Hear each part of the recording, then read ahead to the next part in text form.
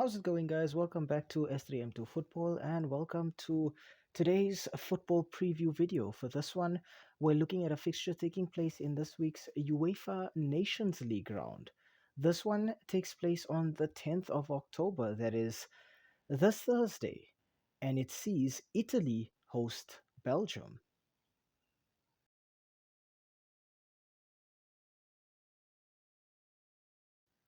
We start off our team analysis in this one with the home side here being Italy. The build up for Italy coming into this match has ended quite well with two wins. Their last match was a 2-1 win away at Israel earlier in September in the UEFA Nations League. In those last two fixtures, Italy scored 5 goals and conceded just two. So they are getting goals, but perhaps leaking one too many at the back for Italy. The first player I'd like to talk about for Italy has got to be centre forward from Atalanta, Matteo Rategui. In 14 appearances for his national team, Rategui has scored 4 goals and provided 1 assist. With Rategui, we find a centre forward who is quick, who's direct, is always running to look to go onto the goal, apply pressure on the goalkeeper, and he's a good finisher as well. So with Rategui, Italy have a centre forward who can actually get them goals. Next up, I'd like to talk about Inter Milan central midfielder David Fratesi. In 21 appearances for his national team, Fratesi has scored 7 goals and contributed 1 assist. With Fratesi, I think we find a midfielder who's very good when it comes to pressing, to tackling, just altogether winning the ball back. But he's also a player who knows how to do good things with the ball when he has it at his feet. His passing, distribution, and awareness are also very, very good. And finally, I want to talk about PSG goalkeeper Gianluigi Donnarumma. In 68 appearances for his national team, Donnarumma has conceded 56 goals and kept 28 clean sheets. With Donnarumma, I think we find an agile goalkeeper who's got very good handling, but also very good leadership. He's able to just bolster the confidence of his team through his fantastic performances as a solid goalkeeper. In terms of injuries for Italy, the only players that I think the Azzurri are really going to be missing is going to be Inter Milan central midfielder Nicolo Barella, and then obviously centre forward Gianluca Scamacca, who was supposed to be the tip around which this team would have been built. But fortunately, Luciano Spalletti does have enough replacements in his team to still set them up in that standard 3-5-2 formation. This is a formation that Italy have always favored with that back three, and a lot of players from teams like Inter Milan and Juventus are very familiar with playing the system. Players like Bastoni and Di Marco from Inter and Gatti from Juventus. Speaking of, Bastoni and Gatti will probably find themselves a starting place in that back three, while I think we're probably still going to see DiMarco playing out on that left. At right back, I think perhaps we could find Udogi or perhaps Di Lorenzo. But at centre forward, I think this is where the problems start to come up for Italy and Spalletti. Who partners Retegui up front? It could be Lorenzo Pellegrini, who can play as a second striker, or even Raspadori, who can play as a centre forward on his own. Nevertheless, I think we're going to see a very defensive minded approach to the game from Italy, where they're just going to look to shut Belgium out and try to hit them as hard as possible on the counter attack, using players from those right sides and those left sides, players like DeMarco and Udogi, or even just looking to tear through the center through players like Pellegrini or Fratesi.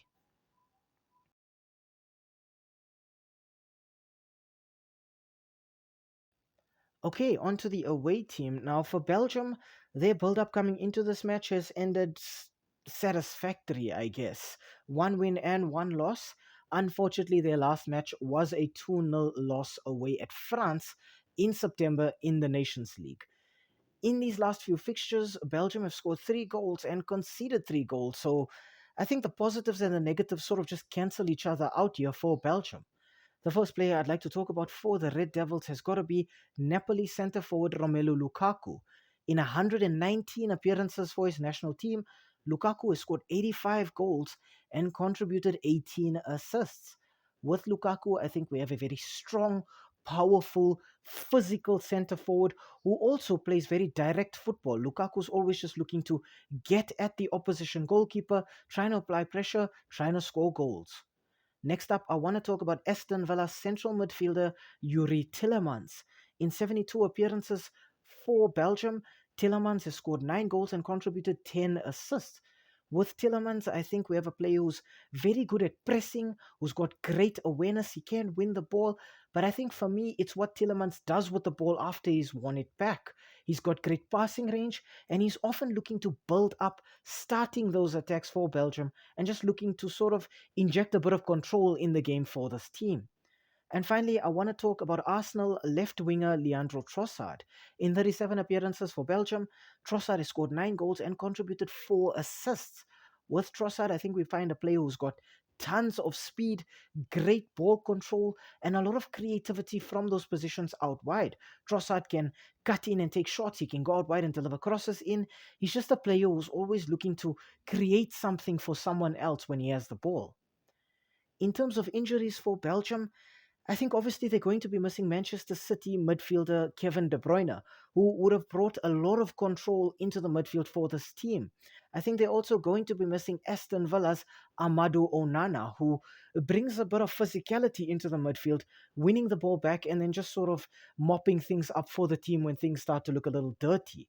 Nevertheless, I think Domenico Tedesco can still go out with his standard 4-2-3-1 formation with that double pivot in midfield to just control the game and to just dictate the play from those deeper areas. They might struggle without these important midfielders, but I think then the creativity starts switching to players out wide instead. Players like Trossard, Doku, Carrasco, and Bakayoko will now have to come to the forefront using their pace and their ball control from those wide positions to just create something for a centre forward like Romelu Lukaku. I think centrally they can also look to Charles de Ketelara to play in that number 10 role, just dictating things and playing those final balls to those wingers or to that centre forward. But I think when we look at Belgium, we're going to see a team playing possession style football, looking to monopolize the ball, dictate the play, and just control the tempo at which the game is played.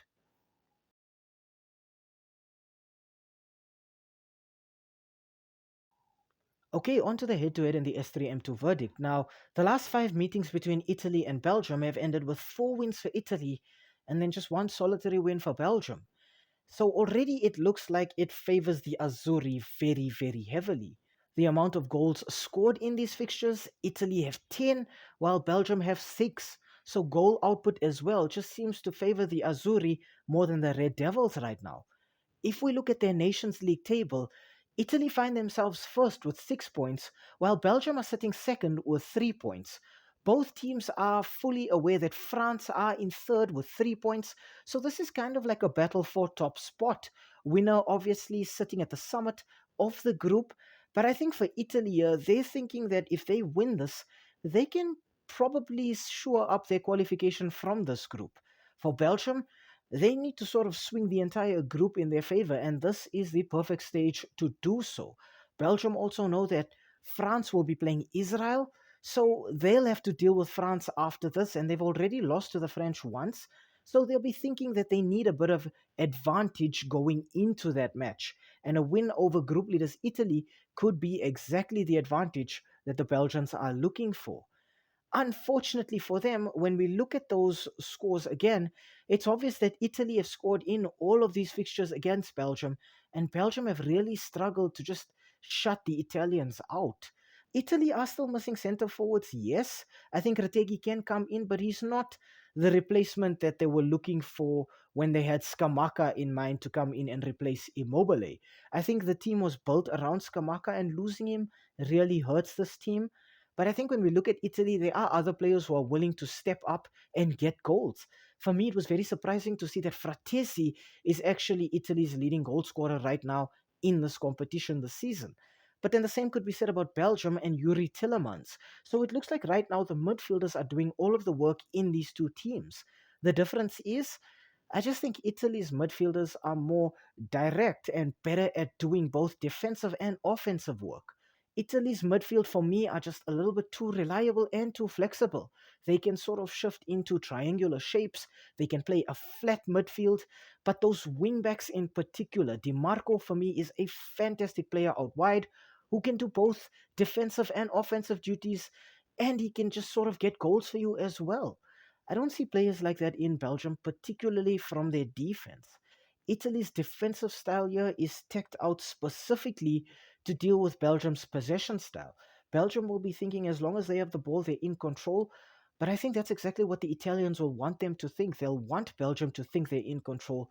They'll want to lull them into a false sense of security before sort of springing a quick counter attack on them while Belgium have committed too many players forward. My final prediction here is going to be Italy 2, Belgium 1. I think Belgium do score here, but I think knowing that Italy kind of enjoy this fixture, they've had good results against Belgium, and knowing that this game plan is teched out to be sort of the antithesis of what Belgium are looking to come up with, I think it definitely favors Italy.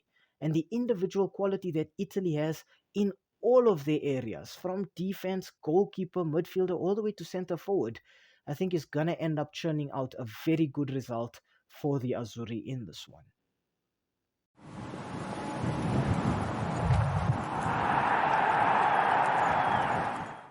Hi, thank you for making it to the end of this video. We really appreciate the watch time and the fact that you took some time out of your day to spend it with us talking about the sport that we all love. If you enjoyed the content, why not, drop a like down below or comment in the comment section.